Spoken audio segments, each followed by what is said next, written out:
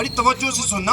اور یہاں جتنے کھڑے الحمدللہ میں سب کو پہچانتا ہوں، ہم سب حسینی ہے کہ نہیں ہے؟ ہاتھ اٹھا کے کون ہے؟ الحمدللہ ہم سب حسینی ہیں، اللہ کا فضل ہے۔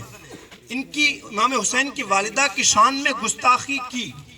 ایسے بات ہے جب گستاخی ہوگی تو عاشق تو برداشت نہیں کریں گے، اس کو کچہری کے حوالے کر دیا، کورٹ کے حوالے کر دیا، کورٹ نے سزائے موت دے دی، اس کو سولی چڑھا دیا، پھانسی چڑھا دیا گیا۔ اب اس کے ماننے والوں نے 14 تاریخ کو میلہ لگایا، اس کے ماننے والوں نے جو اس کے سپورٹر تھے کہ بھائی اس کو غلط پھانسی کی سزا دی، ہم تو نہیں کہتے نا، اس کو تو یقیناً یہ سزا دی، یہ تو کوئی سزا نہیں ہے، قیامت میں اس کو پتا چلے گا کہ سیدہ پاک کی گستاخی کا سزا کیا ہوتی ہے، لیکن جہنم کا سب سے بدترین طبقہ اس کے حوالے کیا جائے گا، وہاں اس کو عذاب دیا جائے گا۔ اس کے ماننے والوں نے جو اس کے سپورٹر تھے کہا کہ نہیں اس کو غلط سزا دی، لہذا اس کے سپورٹ میں میلہ لگایا جس کو بسنت میلہ کہا گیا، اور اس میلے میں پتنگ بازی کا رواج شروع ہوا۔ یہ سن رہے ہیں نا آپ لوگ؟ پتنگ بازی کی اصلیت بتا رہا ہوں کہاں سے شروع ہوئی، وہاں سے پتنگ شروع ہوا، اور وہ پتنگ ہوا میں اڑتا ہوا آپ کی چھت تک آ گیا، آپ کے ہاتھوں تک اس کی ڈوری آ گئی۔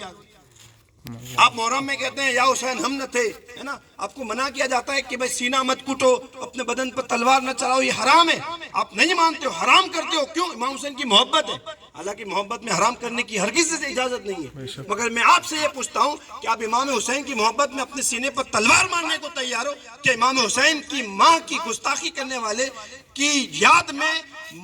جو ہے منانے کے لیے جو پتنگ بازی شروع ہوئی گئی، اس پتنگ کی ڈوری کو چھوڑنے کے لیے تیار نہیں ہو؟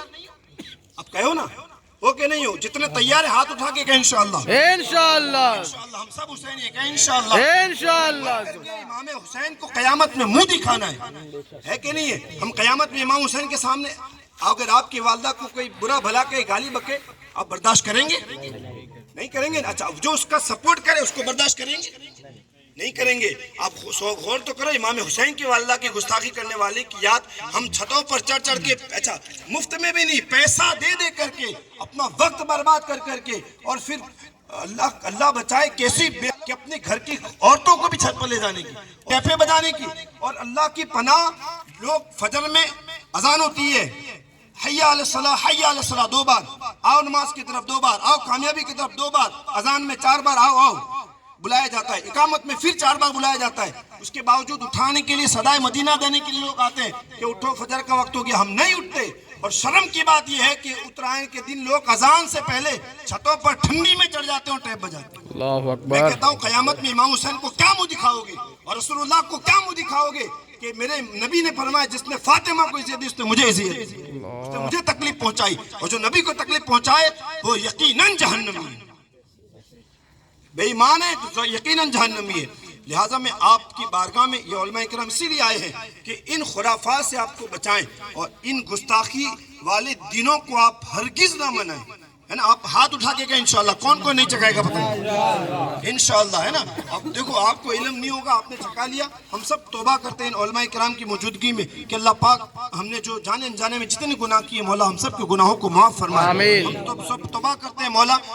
سیدہ پاک خاتون جنت سیدہ فاطمہ طاہرہ سلام اللہ علیہا کے صدقے میں مولا، اور ان کے شہزادوں کے صدقے میں ہماری توبہ کو قبول فرما، اور انشاءاللہ ہم نیت کرتے ہیں کہ نہ خود چکائیں گے نہ دوسروں کو چکانے دیں گے انشاءاللہ۔